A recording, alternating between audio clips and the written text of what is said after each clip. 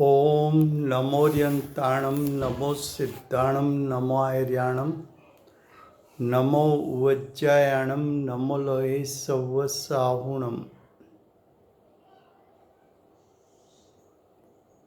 मंगलं भगवान् वीरो मंगलं गौतमो गणी मंगलं कुंदकुंदार्यो जैनधर्मोऽस्तु मंगलम्। ओंकार बिंदु संयुक्तं नित्यं जयन्ति योगिनः कामदं मोक्षदं चैव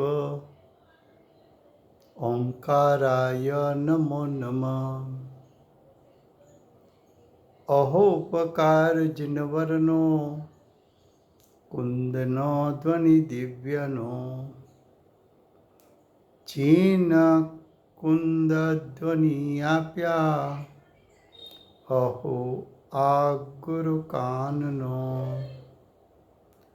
तुझ ज्ञान ध्यानो रंग अमया दर्श रहो हो शिव पद तक तुझ संग माता हाथ करो।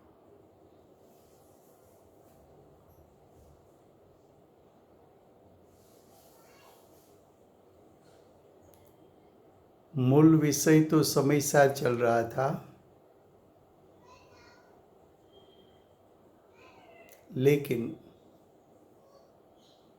उसमें एक उपादान निमित्त का विषय समझने की आवश्यकता होने के कारण ये विषय शुरू किया है। उपादान निमित्त जो पूज्य गुरुदेव और माता जी ने जो जैन दर्शन के सिद्धांत बताए, उसमें एक उपादान निमित्त, वो भी एक सिद्धांत जैन दर्शन का सिद्धांत है, उसको भी समझना चाहिए। उसमें उपादान का विषय चला है। आज निमित्त की बात करनी है। निमित्त के बारे में प्रथम हमने बोला था कि 6 द्रव्यों में से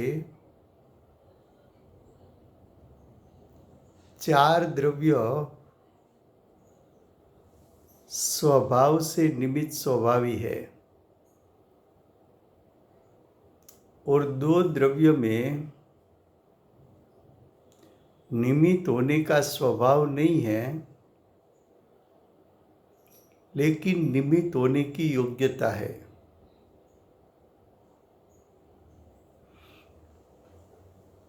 आज हमें निमित्त समझना है। अब ध्यान से सुनना।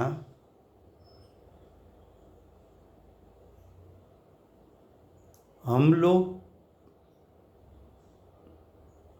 क्या बोलते हैं, यानी अज्ञानी क्या बोलता है और ज्ञानी क्या बोलता है। हम ऐसा कहते हैं कि सुनार ने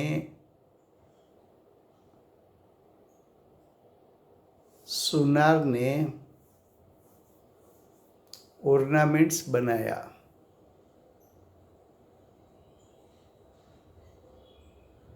लेकिन ज्ञानी ऐसा कहते हैं कि सोना में से ऑर्नामेंट्स बने। हम लोग ऐसा कहते हैं कि माँ ने रोटी बनाई, पत्नी ने रोटी बनाई, बहन ने रोटी बनाई। ज्ञानी कहते हैं आटा में से रोटी हुई।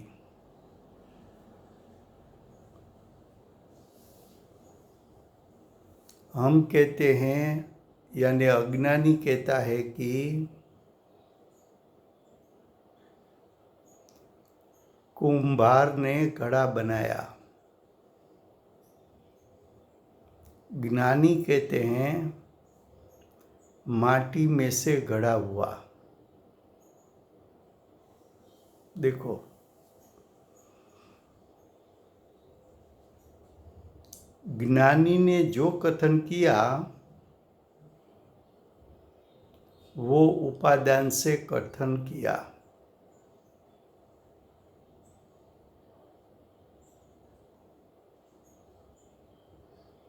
अज्ञानी ने जो कथन किया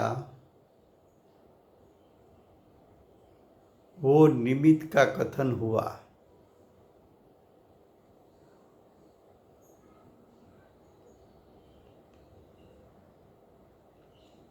सोना द्रव्य है, करता है,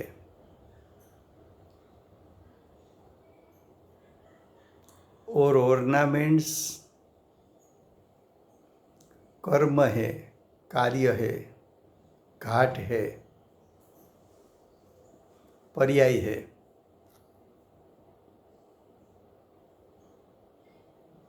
तो कर्ता की स्वसत्ता में जो कार्य होता है वो कर्ता का कर्म है।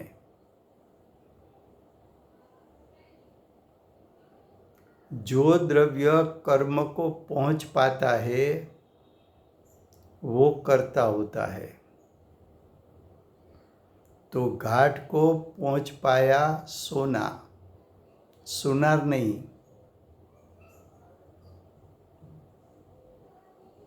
आटा में से रोटी हुई कि माँ में से रोटी हुई?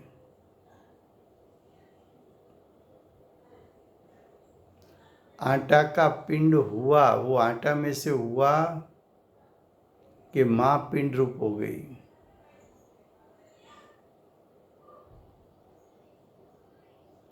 पिंड में से एक टुकड़ा निकाला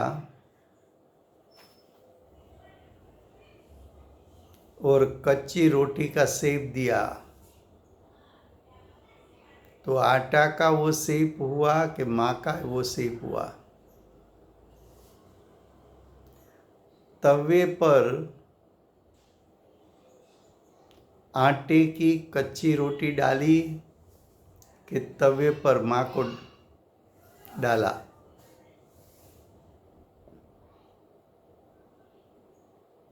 तो रोटी तो हुई है आटा में से। रोटी का कर्ता आटा है।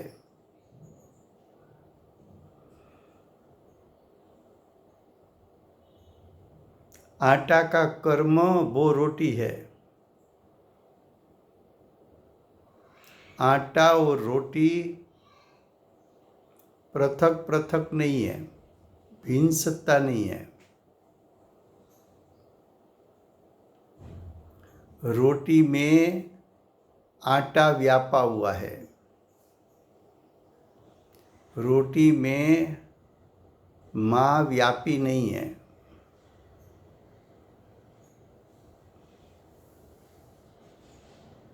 तो उपादान से देखा जाए तो रोटी का कर्ता आटा है,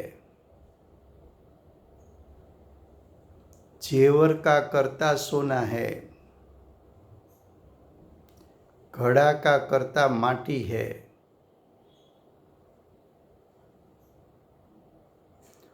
उस समय बाह्य में किसकी उपस्थिति है?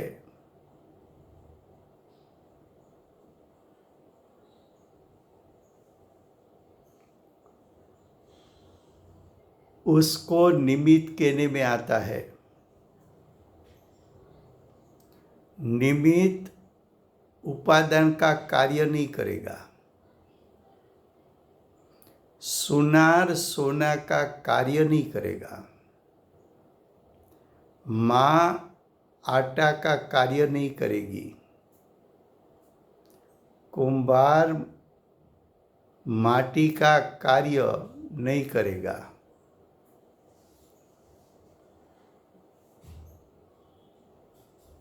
सोना का कार्य सोना ही करेगा, वो उपादान है।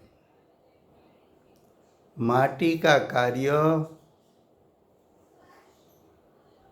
माटी ही करेगी, वो उपादान है। आटा का कार्य आटा ही करेगा, वो उपादान है। लेकिन जब सोना में से जेवर बने तब बाह्य में सुनार की उपस्थिति है, तो सुनार को निमित्त कहा। माटी में से घड़ा बना तब बाह्य में कुंभार की उपस्थिति है, इसलिए उसको निमित्त कहा। आटा में से रोटी हुई तब बाह्य में माँ की उपस्थिति है, तो उसको निमित्त कहा। जब कोई भी कार्य होता है तब दो कारण होता है, उपादान कारण और निमित्त कारण। किसी भी कार्य होता है तब दो कारण होता है, एक उपादान कारण, दूसरा निमित्त कारण।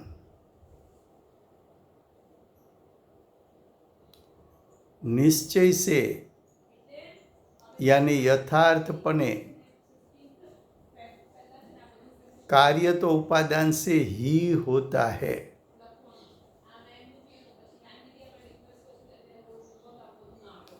कार्य तो उपादान के स्वक्षेत्र में ही होता है। कार्य का नियामक कर्ता उपादान ही है।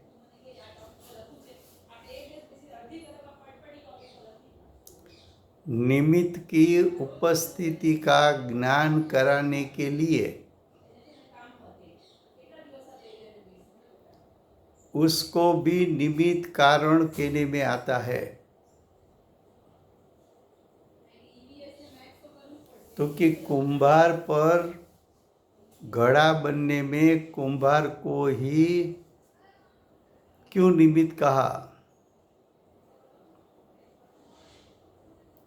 तो कि कुंभार ने घड़ा बनाने की इच्छा उस टाइम थी, तो कुंभार घड़ा बनाने की इच्छा का करता है,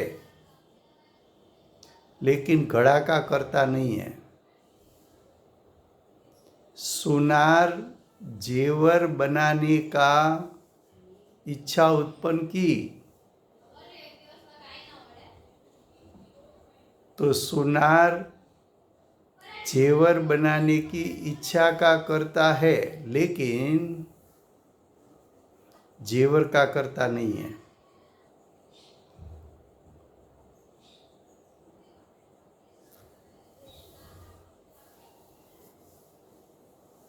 ये विषय को समझाने के लिए एक और दृष्टांत दूंगा, उसके पहले फिर से गुजराती में।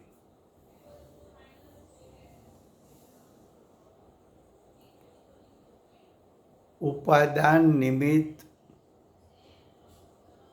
પૂજ્ય ગુરુદેવે બતાવેલા જૈન દર્શનના અનેક સિદ્ધાંતોમાં મુખ્ય સિદ્ધાંત છે.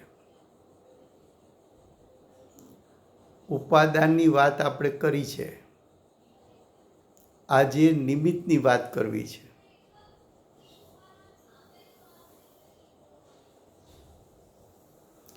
આપણે એમ બોલીએ છીએ કે સોનીએ દાગીના બનાવ્યા. જ્ઞાની એમ કહે છે સોનામાંથી દાગીના થયા. આપણે એમ બોલીએ છીએ કે માએ રોટી બનાવી.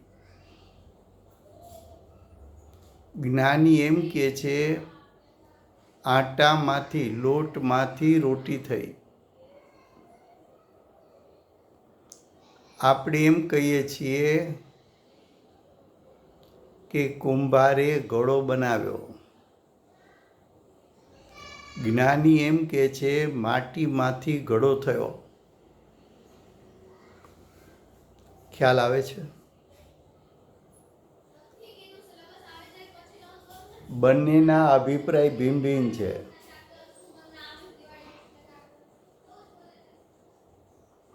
સોનામાંથી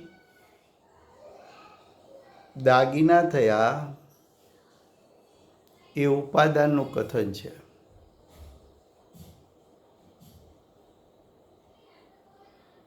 લોટમાંથી રોટી થઈ એ ઉપાદાનનું કથન છે. માટીમાંથી ઘડો થયો એ ઉપાદાનનું કથન છે. સોનીએ ઘાટ બનાવ્યો એ નિમિત્તનું કથન છે.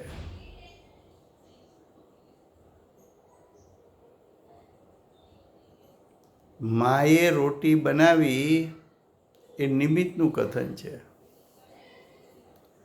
કુંભારે ઘડો બનાવ્યો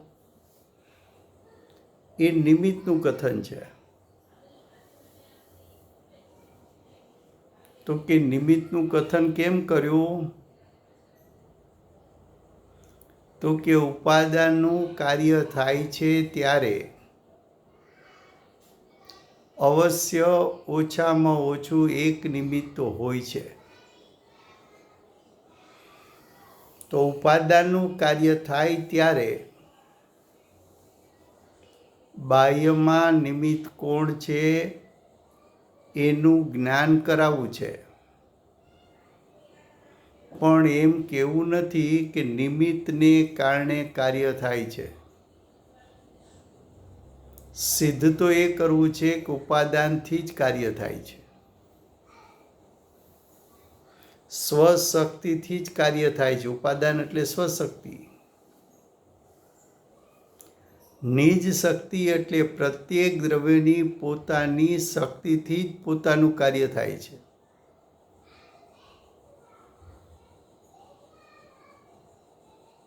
પોતાના કાર્યમાં પોતાનું દ્રવ્ય વ્યાપે છે. સોનાના ઘાટમાં સોનું વ્યાપ્યું કે સોની વ્યાપ્યો?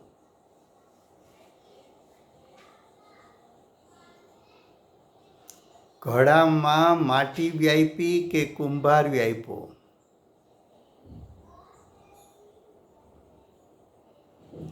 રોટીમાં લોટ વ્યાપ્યો કે માં વ્યાપી?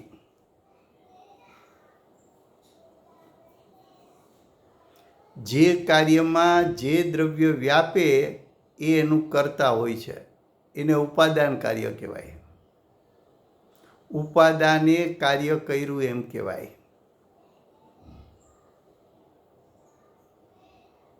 પણ ઉપાદાનનું કાર્ય થાય ત્યારે અવશ્ય નિમિત્તની હાજરી હોય છે. એ દર્શાવવા માટે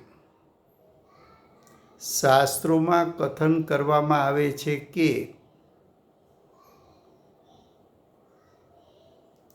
કાર્યના કારણ બે છે. એક ઉપાદાન કારણ, બીજું નિમિત્ત કારણ. પણ વાસ્તવિકતા જોવામાં આવે તો, યથાર્થપણું જોવામાં આવે તો, કાર્ય તો ઉપાદાનથી જ થાય છે. કર્તા કર્મ સંબંધ દ્રવ્ય અને એની પર્યાય વચ્ચે હોય છે. દ્રવ્ય કર્તા, વર્તમાન પરિણામ એનું કર્મ. કર્તા કર્મ વચ્ચે એટલે કે દ્રવ્ય પર્યાય વચ્ચે વ્યાપ્ય વ્યાપક સંબંધ હોય છે. વ્યાપ્ય વ્યાપક સંબંધ એટલે સોનાના ઘાટમાં સોનું વ્યાપેલું છે.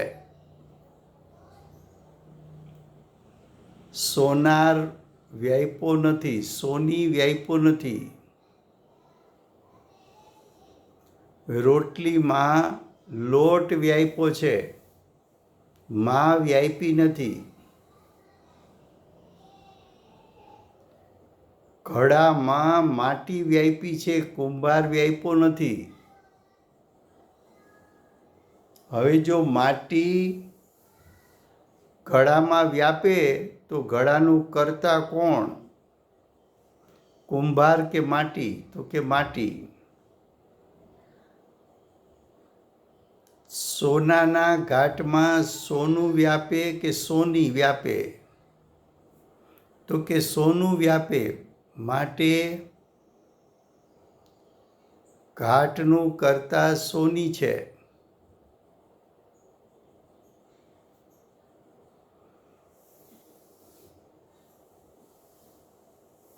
તો વ્યાપ્ય વ્યાપક સંબંધ છે, ત્યાં કર્તા કર્મપણું છે, ત્યાં કાર્ય ઉપાદાનથી થાય છે, સ્વશક્તિથી થાય છે, નિજ શક્તિથી થાય છે. કાર્ય સ્વશક્તિથી થાય છે તો પછી નિમિત્તનું જ્ઞાન કરવાની જરૂર શું?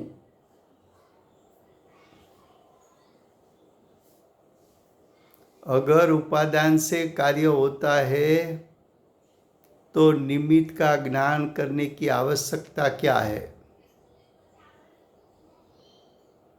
तो कि पूरा विश्व की रचना ऐसी है,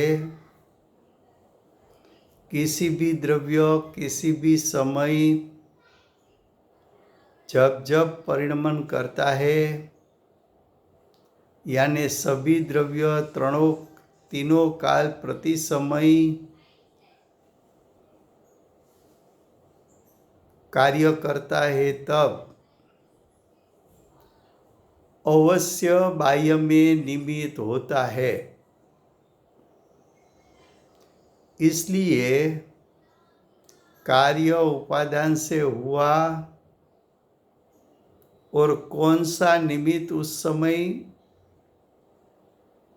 हाजिर है, उसका ज्ञान कराने में आता है. શું કહ્યું કે કાર્ય ઉપાદાનથી થાય છે તો પછી નિમિત્તનું જ્ઞાન કરાવવાની જરૂર શું છે?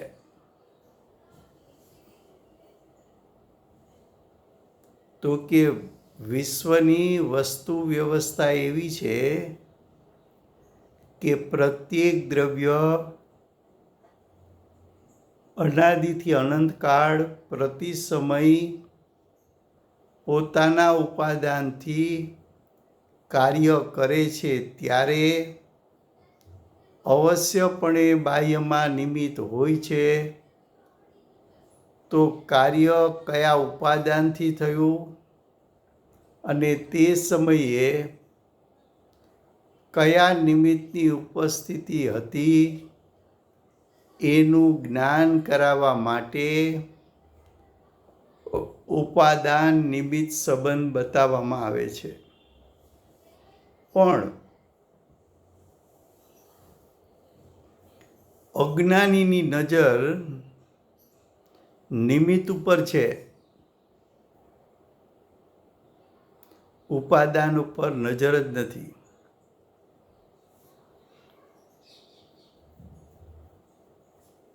જ્યાં જાઓ ત્યાં સાંભળવા શું મળશે? અમારો સોની બહુ સરસ છે, બહુ સારા ઘાટ બનાવે છે. અમે તો આ કુંભાર પાસેથી જ પાણીના માટલા લઈએ છીએ. એ માટલા, એની ડિઝાઇન, એનો કલર સરસ બનાવે છે. મારી મમ્મી બહુ સરસ રસોઈ બનાવે છે. તો આપણે કથન ક્યાંથી કરીએ છીએ? ઉપાદાનને તો આપણે ધ્યાને જ લેતા નથી.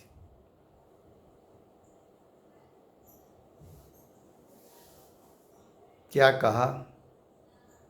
हम क्या कहते हैं? मेरा सुनार अच्छा जेवर बनाते हैं, तुम भी चलो, मैं भी साथ में आऊँगी, उसके पास करवाओ.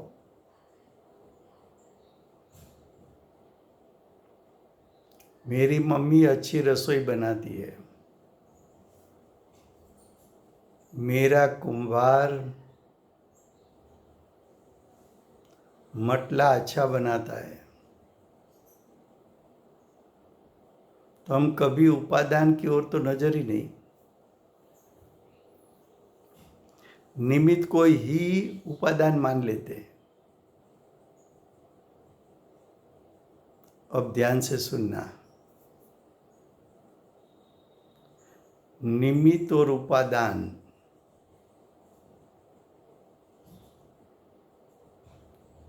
તો ખરેખર કાર્યનું નિયામક, કાર્યનું કર્તા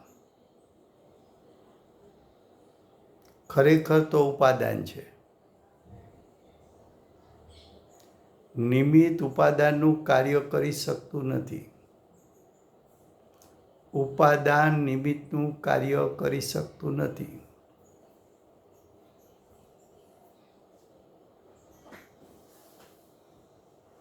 છતાં અજ્ઞાની જીવ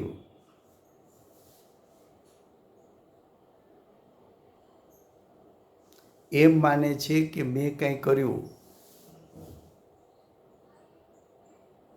અરે, એમને તો સિવિયર હાર્ટ એટેક આવ્યો. અમારી સાથે લિફ્ટમાં હતા. અમને તરત જ ખ્યાલ આવી ગયો કે આને એટેક આવ્યો છે. અમે તુરત જ હોસ્પિટલે પહોંચાડ્યા. ડૉક્ટરે કહ્યું કે જલ્દી ન લાવ્યા હોત તો બચાવી ન શકાત.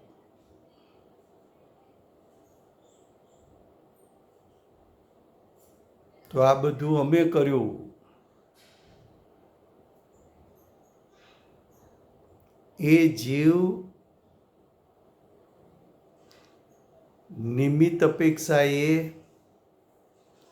તારે કારણે જીવી ગયો કે આયુષ કર્મને કારણે જીવન હતું? અને ઉપાદાનથી જોઈએ તો એ જીવ એની જીવત્વ શક્તિથી જીવે છે કે તારે કારણે જીવે છે?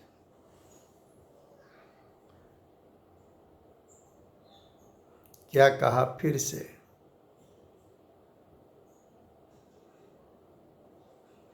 हम लिफ्ट में साथ में ही थे और एक आदमी को सीवियर अटैक आया. हमको मालूम पड़ गया. सीधा हॉस्पिटल पर लेके गया. इमरजेंसी वार्ड में दाखिल किया. डॉक्टर ने भी बोला कि आप उसको समयसर नहीं लाते तो हम बचा नहीं सकते।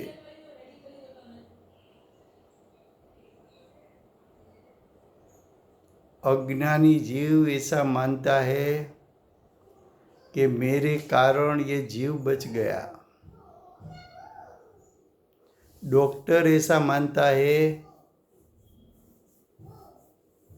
कि मैंने समयसर इलाज किया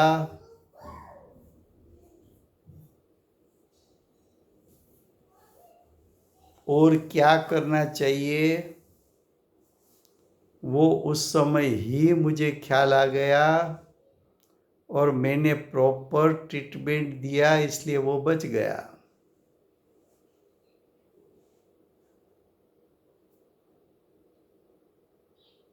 अब सिद्धांत से अगर निमित्त का कथन करना है तो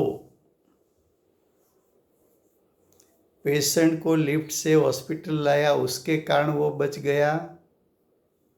question number 1। Question number 2, doctor के कारण बच गया। क्वेश्चन नंबर 3, कि उसका आयु कर्म के कारण वो बच गया। तो कि निमित्त से देखा जाए तो उसका आयु कर्म था और एक से अधिक निमित्त होते हैं, इसलिए डॉक्टर पर भी आरोप आता है कि उसने बचाया।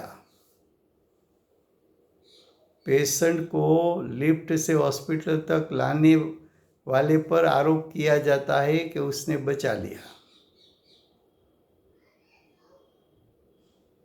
सच्चा निमित्त तो उसका आयु कर्म है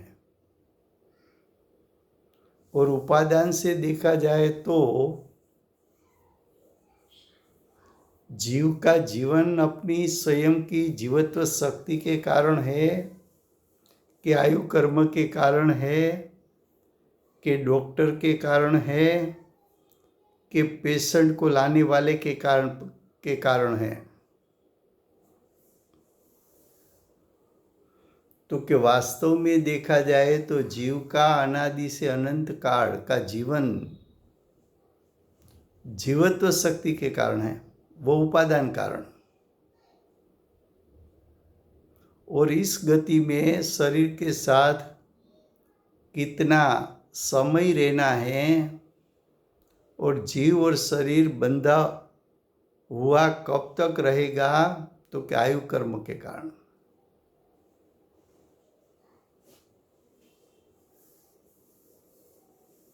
लेकिन हमारा वेटेज निमित्त पर आता है कि उपादान पर।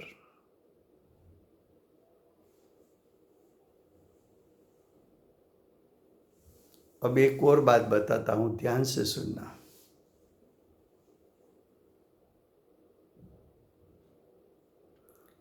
कर्मनो उदय आवे तो जीवे मोह राग द्वेष करवा પડે એવો નિયમ છે।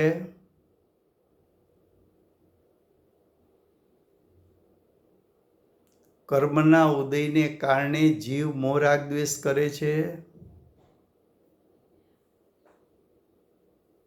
તો કે ના।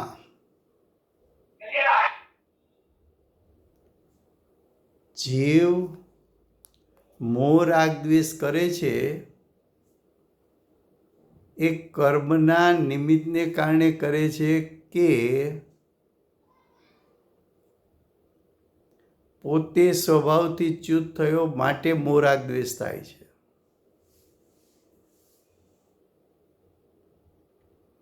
તો કે પોતે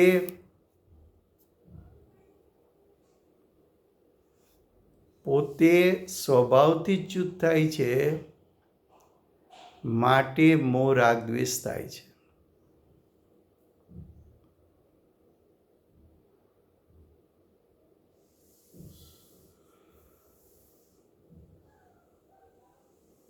तो मोह राग द्वेष નો કર્તા અજ્ઞાની છે.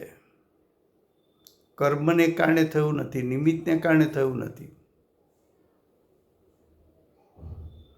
પણ જીવ જ્યારે મોહ રાગ દ્વેષ કરશે ત્યારે અવશ્ય નિયમભૂત નિમિત્ત કર્મનો ઉદય હશે.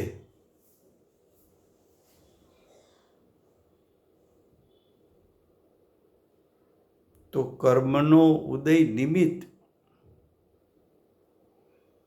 પણ ઉપાદાનથી કાર્ય તો જીવે કર્યું.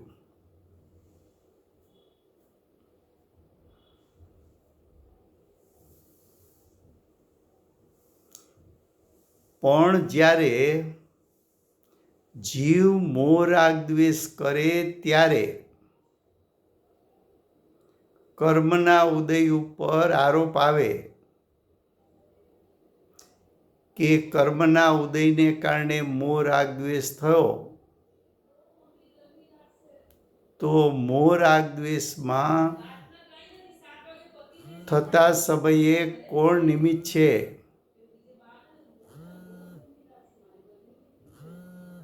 એનું જ્ઞાન કરાયું.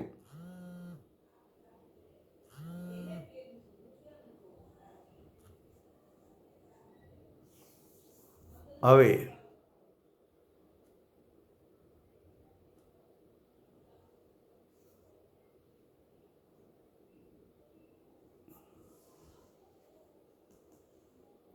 જીવ ત્રણેય કાળ મોહ રાગ દ્વેષ કરશે? તો કે જીવ ત્રણેય કાળ મોહ રાગ દ્વેષ કરે એવો કોઈ સ્વભાવ જ નથી. તો કર્મનો ઉદય કંઈ ત્રણેય કાળ પ્રતિ સમય જીવને નિમિત્ત તરીકે જોવા મળતો નથી. માટે પૂતગલમાં નિમિત્ત થવાની યોગ્યતા છે. જ્યારે જીવને ત્રણેય કાળ લોકાકાશમાં રહે તો ત્રણેય કાળ લોકાકાશ એને નિમિત્ત થાય છે. માટે જીવને રહેવા માટે ત્રણેય કાળ લોકાકાશ નિમિત્ત થતું હોવાથી આકાશમાં નિમિત્ત થવાનો સ્વભાવ કહેવામાં આવે છે.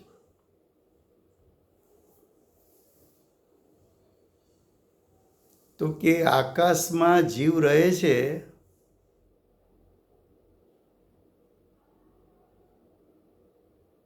તો આકાશને નિમિત્ત કેમ કીધું, ઉપાદાન કેમ ન કીધું?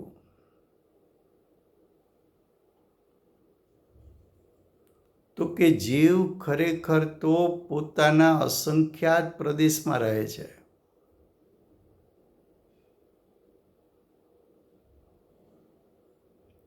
જીવ તો પોતાના સ્વક્ષેત્રમાં રહે છે. તો ઉપાદાનથી જોવા જઈએ તો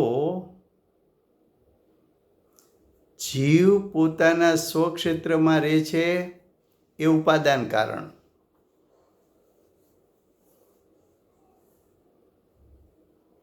અને જીવ સ્વક્ષેત્રમાં રહે ત્યારે બાહ્યમાં ત્રણેય કાળ નિમિત્ત કોણ જોવા મળે છે? તો કે આકાશ દ્રવ્ય.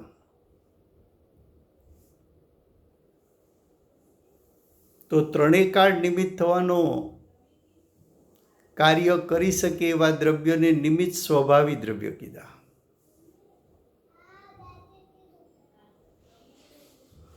પણ ક્યારેક નિમિત્ત જોવા મળે તો એને યોગ્યતા કીધી. फिर से हिंदी में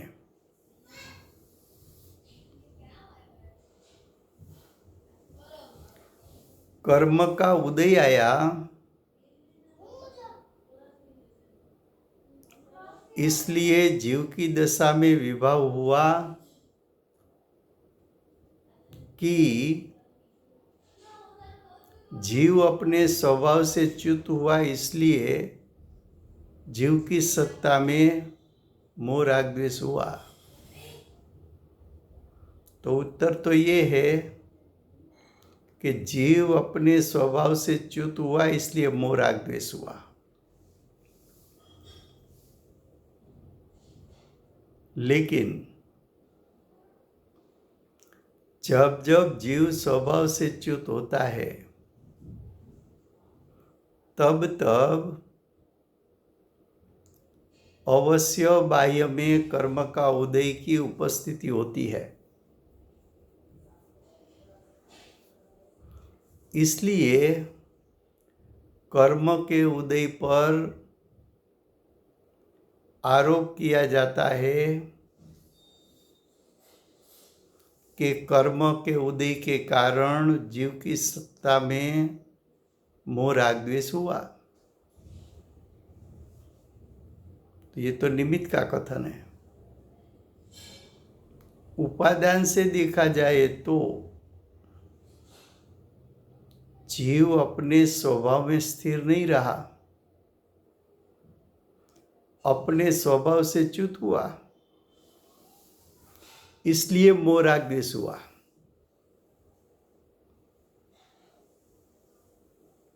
तो अगर जीव उपादान से मोह राग द्वेष करता है तो कर्म के उदय का ज्ञान क्यों करवाया? तो कि जीव जब जब स्वभाव से च्युत होता है, तब तब जीव का अवश्य उपयोग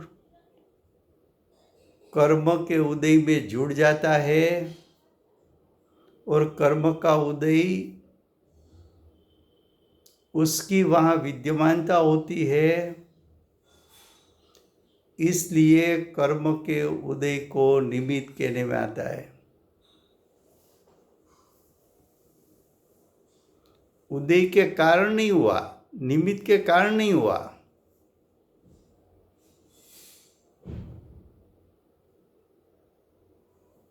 हुआ तो अपने उपादान से, स्वभाव में नहीं टिका।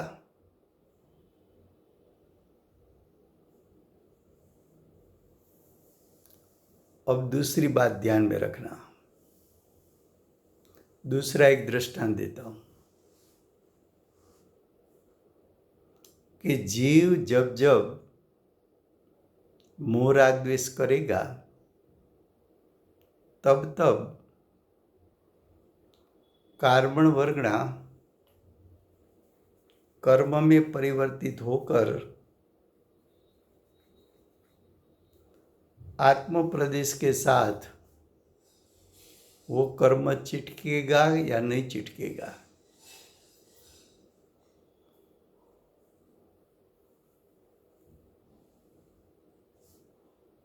तो उत्तर तो ये है कि जब भी मोह राग द्वेष होता है, तब तब कार्मण कर्म वर्गणा रूप परिणमित होती है, ऐसा दिखने में भी आता है,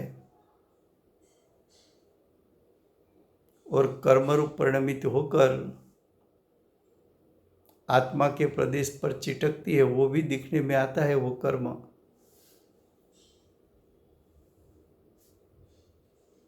तो अब प्रश्न ये हुआ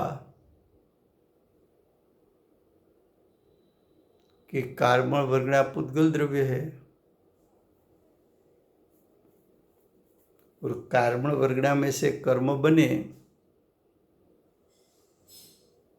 वो जीव के विभाव के कारण बना कि कार्बन वर्गणा की स्वतंत्रता से बना? प्रश्न समझ में आया? प्रश्न समझ में नहीं आएगा तो उत्तर तो कहाँ से आएगा? फिर से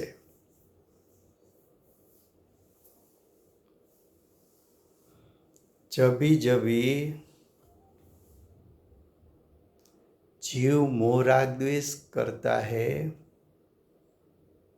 तब तब कार्मण वर्गणा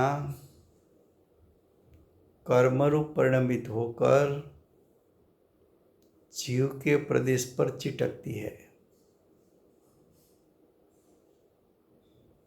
तब प्रश्न ये होता है कि कार्मण वर्गणा जीव के विभाव के कारण परिणमित हुई कि स्वतंत्रपणे परिणमित हुई।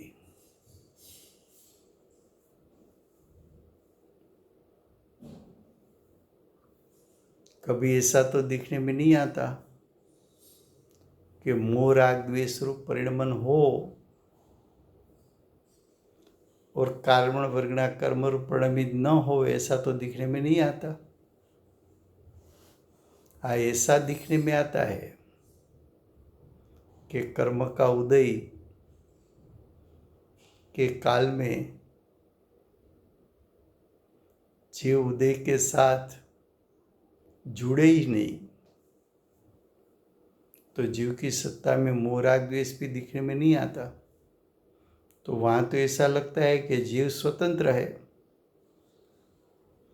और यहां तो ऐसा लगता है कि कार्मण वर्गणा परतंत्र है।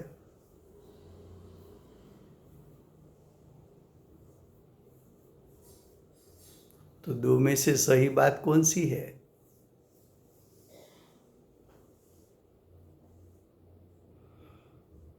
फिर से गुजराती में, पहले प्रश्न गुजराती में, आंसर बाद में करेंगे।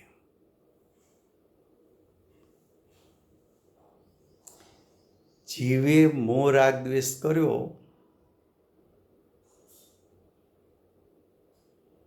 तो कार्मण वर्गणा कर्मरूप परिणमित थई અને આત્માના પ્રદેશે કર્મો ચીટકી ગયા। તો કાર્મણ વર્ગના કર્મ રૂપે થઈ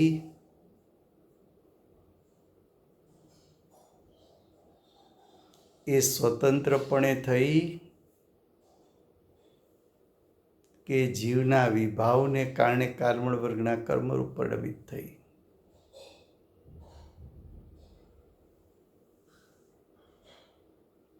ત્યાં એવું થતું જોવા નથી મળતું કે જીવ મોહ રાગ દ્વેષ કરે અને કર્મનું બંધન ન થાય। તો અમને તો એવું લાગે કે જીવ વિભાવ કરે માટે કર્મ એ બંધાવવું જ પડે। અમને તો એમ લાગે કે કાર્મણ વર્ગના પરતંત્ર છે, સ્વતંત્ર નથી। અને શાસ્ત્રો એમ કહે છે કે 6 દ્રવ્ય स्वतंत्र છે। शास्त्र में तो ऐसा कहा है कि सभी द्रव्य स्वतंत्र है। ख्याल में आता है?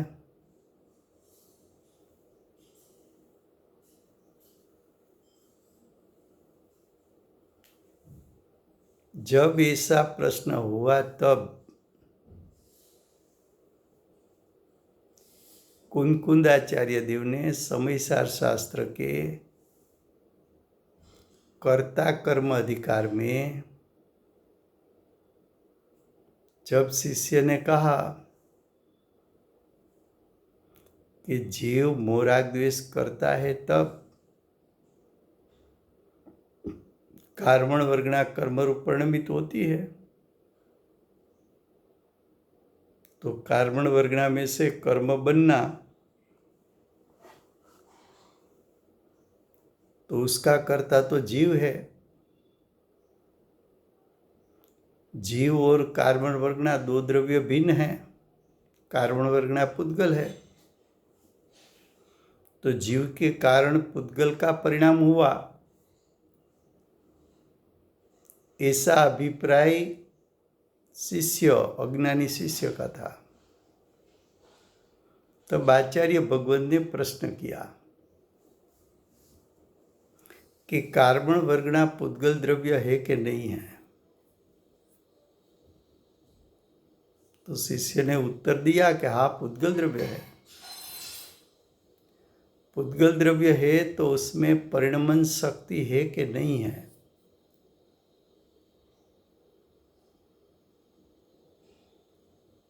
या तो तू आंसर हाँ बोल या ना बोल।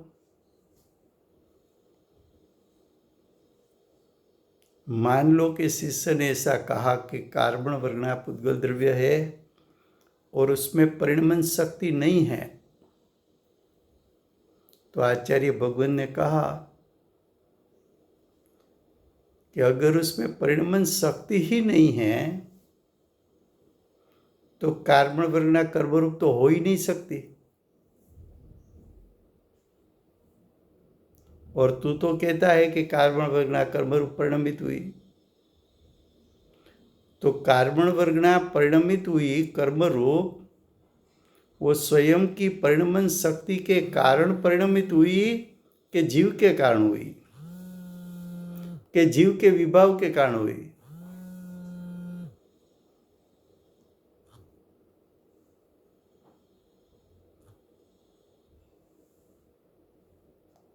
तब शिष्य को मानना पड़ा कि जीव के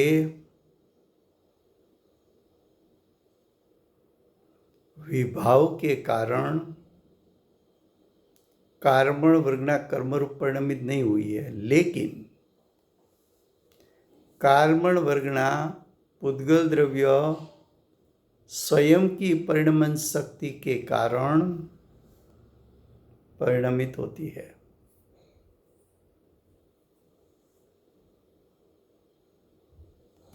तो देखो, कार्बन वर्गना का कर्मरूप परिणमन होना वो कार्बन वर्गना के उपादान से हुआ है।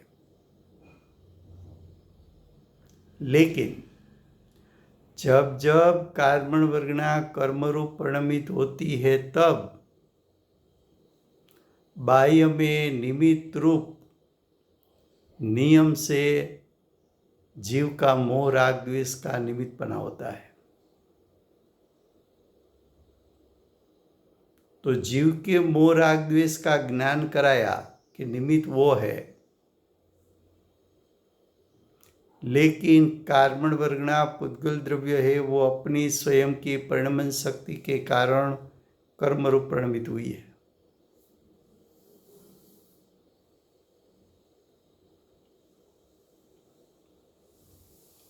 फिर से गुजराती में,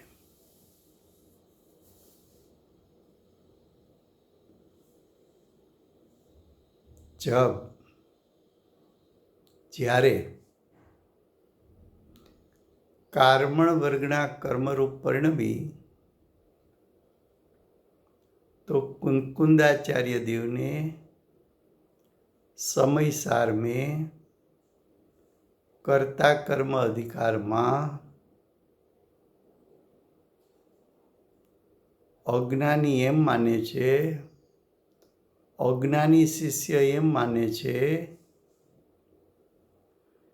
कि कार्बन वर्गना कर्म रूपे थई ए जीवना विभावने कारणे थई छे।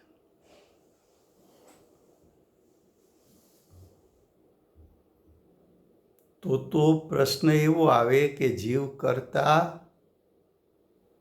ने कार्बन वर्गनानुं कर्म रूपे परिणमन थवुं ए जीवनुं कर्म। तो जीव तो चेतन बनतो छे, कार्बन वर्गना तो पुद्गल अचेतन छे। तो चेतन अचेतनना परिणामनो कर्ता केम थाय?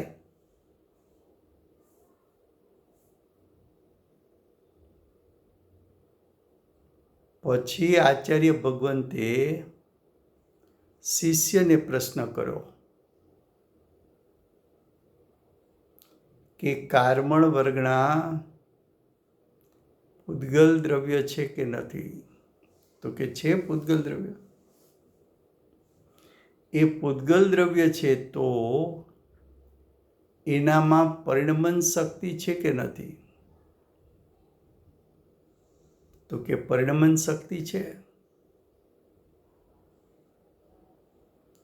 જો પરિણમન શક્તિ છે તો કાર્બન વર્ગના પોતાની પરિણમન શક્તિને કારણે કર્મરૂપ થઈ કે જીવના વિભાવને કારણે। અને જો તું એમ કે પૂતગલ દ્રવ્ય કાર્બન વર્ગના એમાં પરિણમન શક્તિ નથી, તો પરિણમન શક્તિ જ નથી તો કાર્બન વર્ગના કર્મરૂપે થાય કેમ?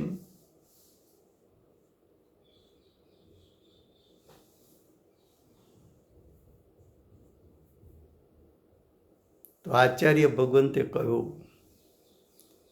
કે જ્યારે જ્યારે કાર્બન વર્ગના કર્મરૂપે પરિણમે છે ત્યારે ત્યારે બાહ્યમાં નિમિત્ત તરીકે જીવના મોહ રાગ દ્વેષનું નિમિત્તપણું નિયમથી હોય છે, પણ એ નિમિત્ત છે। કાર્બન વર્ગનાનું કર્મરૂપે થવું એમાં ઉપાદાન કારણ કોણ? તો કે કાર્બન વર્ગના પૂતગલ દ્રવ્ય છે એની પરિણમન શક્તિને કારણે કાર્બન વર્ગના કર્મરૂપે પરિણમી છે, જીવને કારણે નહીં।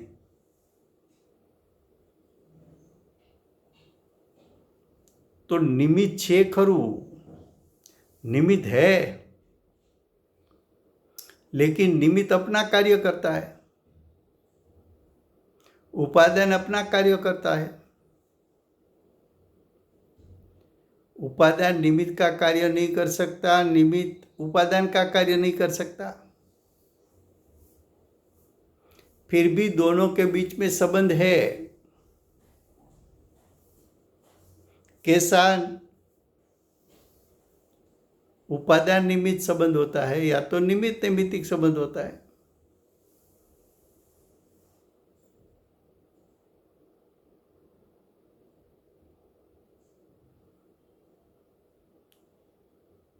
तीनों काल निमित्त हो सके गति में,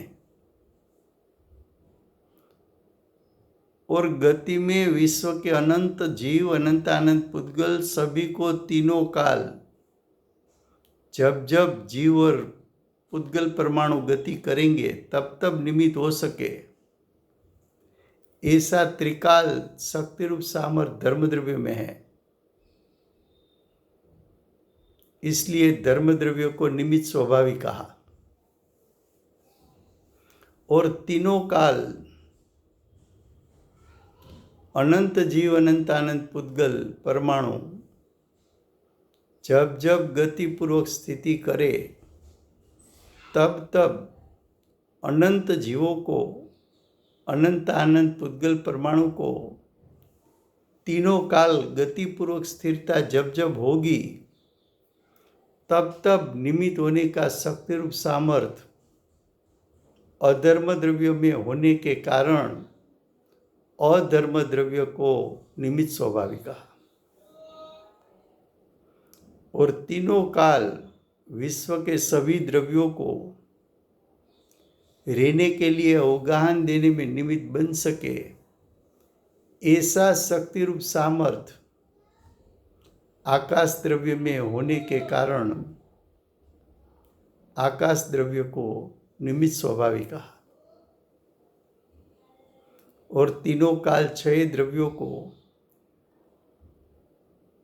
परिणमन में निमित्त हो सके, ऐसा शक्ति रूप सामर्थ्य काल द्रव्य में होने के कारण काल द्रव्य भी निमित्त स्वभावी है। यहाँ तक रखते हैं, अगला सेशन कल चलेगा। उसमें निमित्त उपादान के बीच में संबंध बताया जाएगा।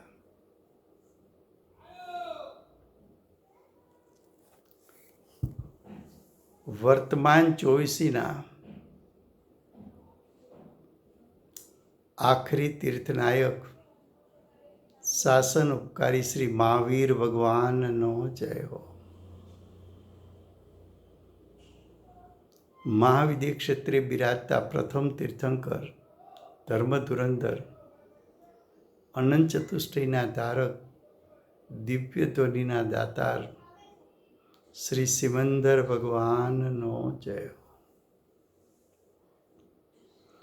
કડીકાળ સર્વજ્ઞ, કેવળ જ્ઞાનની તળેટીમાં બેઠેલા, પ્રચુર સ્વસંવેદન કરનાર, સાક્ષાત સિમંદર ભગવાનની વાણી સુનનાર ભગવત શ્રી કુંકુંદાચાર્ય દેવનો જય હો. વર્તમાન કાળે ઉપાદાન નિમિત્ત જેવા અનેક સિદ્ધાંતો સમજાવનાર, તીર્થના નાયક, તીર્થના સ્થાપક, તીર્થના પ્રવર્તક, પરમ કૃપાળુ શ્રી સદગુરુદેવનો જય હો. પૂજ્ય ગુરુદેવનો નવ ભવનો મહિમા બતાવનાર, પૂજ્ય ગુરુદેવના શિષ્યમાં શિરોમણી, સ્વાનુભવ યુક્ત, જાતિસ્મરણ જ્ઞાનયુક્ત પ્રશમમૂર્તિ ભગવતી માતનો જય હો. સમ્યક દર્શનની પ્રાપ્તિમાં નિમિત્તરૂપ સર્વ જીનવાણી માતનો જય હો. પૂજ્ય ગુરુદેવ અને માતાજીની સાધના ભૂમિ સુવર્ણપુરી ધામનો જય હો. સુવર્ણપુરી ધામમાં પધારેલા જંબુદીપસ્ય સર્વે જીનેન્દ્ર ભગવાનનો જય હો. 24 તીર્થંકર પૂર્વે મોક્ષે જનાર શ્રી બાહુબલી ભગવાનનો જય હો.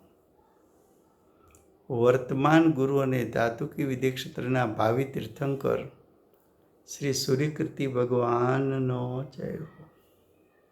શ્રી સૂર્યકીર્તિ ભગવાનના સમોસરના ભાવિ મુખ્ય ગણધર દેવેન્દ્ર કીર્તિનાથ ભગવાનનો જય હો. પરમ દિગંબર જૈન ધર્મનો જય હો.